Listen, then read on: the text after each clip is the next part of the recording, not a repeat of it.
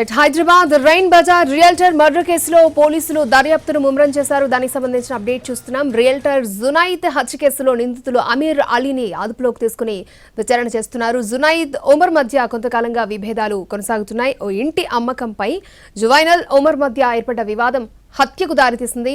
ఇదే అంశంపై మరింత సమాచారాన్ని మా ప్రతినిధి రాధాకృష్ణ మనకు అందిస్తారు. రియల్ ఎస్టేట్ వ్యాపారి జునైద్ హత్య కేసులో ఇద్దరిని ఇప్పటి వరకు రెయిన్ బజార్ పోలీసులు అదుపులోకి తీసుకొని విచారిస్తూ ఉన్నారు. నిన్న రాత్రి జరిగిన ఈ హత్య కేసులో ఆసుపత్రిలో చికిత్స పొందుతూ జునైద్ చనిపోగా అతని డెడ్ బాడీని కొద్దిసేపటి క్రితమే ఉస్మానియా మార్చురీకి తరలించడం అయితే జరిగింది.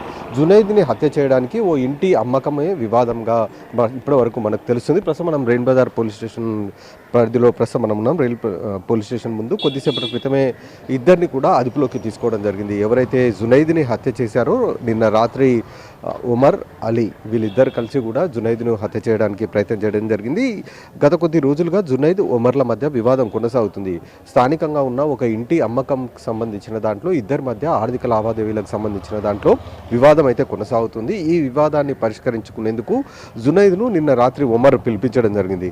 ఎప్పుడైతే చోటాపుల్ సమీపంలో ఒక ప్రాంతం వద్ద ముగ్గురు కలిసి మాట్లాడుతుండగా మాట పెరిగి వివాదం చోటు చేసుకోవడంతో ఒమర్ అలీలు ఇద్దరు కలిసి కూడా జునైద్పై కత్తితో విచక్షణారహితంగా దాడి చేయడం జరిగింది. ఆ తర్వాత జునైద్ తీవ్ర రక్తం మడుగులో పడి ఉన్న తర్వాత అతను చనిపోయాడని భావించిన జునైద్ అలాగే అలీలు ఇద్దరు కూడా పారిపోవడం జరిగింది. ప్రస్తుతం అయితే ఇద్దరిని కూడా పోలీసులు అదుపులోకి తీసుకొని విచారిస్తున్నారు. జునైద్ని రాత్రి ఒక ప్రైవేట్ ఆసుపత్రికి తరలించారు. ఆసుపత్రిలో చికిత్స పొందుతూ జునైద్ అయితే చనిపోవడం జరిగింది. కేవలం ఇంటి అమ్మకానికి సంబంధించిన ఆర్థిక లావాదేవీలే ఈ హత్యకు కారణంగా ఇప్పటివరకు అయితే రెయిన్ బజార్ పోలీసులు గుర్తించారు.